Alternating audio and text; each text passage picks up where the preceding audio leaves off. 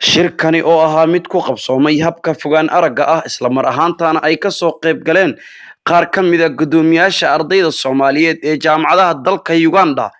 ayaa waxaa lagu areensanayay sidii ardayda Soomaaliyeed ee wax ka barata dalka Uganda loogu baraarujin lahaa u dhabar adeegida waxbarashadooda xilligan adag ee lagu guda jiro maadaama muddo ku dhow 5 bilood ay xiran yihiin goobihii waxbarashada sababo la xiriiro caabuqa coronavirus-ka. Guddoomiyaha midowga ardayda qaranka Soomaaliyeed ee dalka Uganda mudane Cabdiqaadir Cumar Cabdulle Fiidka ayaa intii kulankan uu socday kula dardaarmay guddoomiyaasha ka soo qayb galay shirkan ku dadaalida wacyigelinta ilaalinta midnimada ardayda Soomaaliyeed. waxaan jeclaa inaan idin xasuusiyo in guddoomiye walba uu ardaydiisa ku baraarujiyo in ay sameeyaan dadaalo dheeraad ah iyo wax akhris badan maadaama marka jaamacadaha la furo kadib xaaladda coronavirus waxa ugu horeeya ay wajihi doonaan ay tahay galida imtixaanaadka taasoo runtii iyadana u baahan in markaasi loo diyaar garoobo. waxa kaloon idinkula dardaarmi lahaa jaalayaal inaad ilaashataan midnimadiina iyo midda guud ee ardayda maanta adinka garab iyo walaal isku ah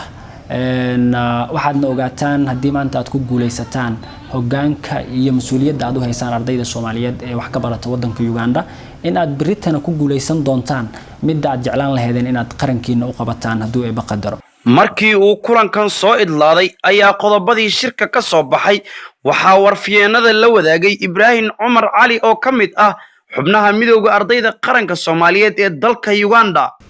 maanta ay taariikhdu ku beegan tahay 25 bisha July sanada 2020 waxaa kulan ku qabsoomay aaladda hab arag fogaan ay ku yeesheen guddoomiyaasha ardayda Soomaaliyeed ee jaamacadaha dalkan Uganda iyo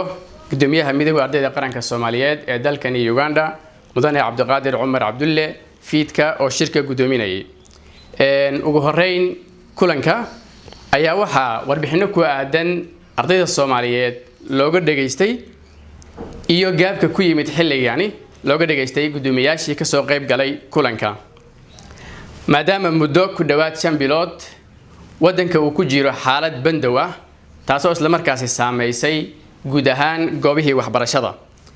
sabab la xiriirta cabsi laga qabo caabuqa coronavirus kaasoo caalamka oo idil saameeyay. guddoomiyaashii ka soo qayb galay kulanka ayaa run ahaantii si wanaagsan arrinka ugu warbixiyay iyagoo isla markaasna isla wadaagay arrimo dhowr ah kuwaas oo muhiim u ah ardayda Soomaaliyeed ee dalkani wax ku barato. sidoo kale kulanka ayaa la isku soo qaaday in loo dhaga nuglaado ardayda Soomaaliyeed caqabad kasta ee ku timaado maadaama lagu jiro xaalad aad u adag taasoo ka dhalatay cudurka safmarka ah ee caalamka saameeyay COVID-19. ugu dambeyntii guddoomiyaha midowga ardayda qaranka Soomaaliyeed ee dalkan Uganda ayaa ku bogaadiyay guddoomiyaasha jaamacadaha in ay ku dhiirigeliyaan ardayda isla markaasna ay u diyaar garoobaan imtixaanaadka ku soo wajahan kadib markii dib loo furo jaamacadaha. sidoo kale guddoomiyaha ayaa guddoomiyaasha kula dardaarmay in ay ilaaliyaan midnimada iyo wadajirka ardayda ay mas'uulka ka yihiin. waxaana ugu dambeyntii la isla qaatay in la bilaabo wacyigelin ku aadan ardayda Soomaaliyeed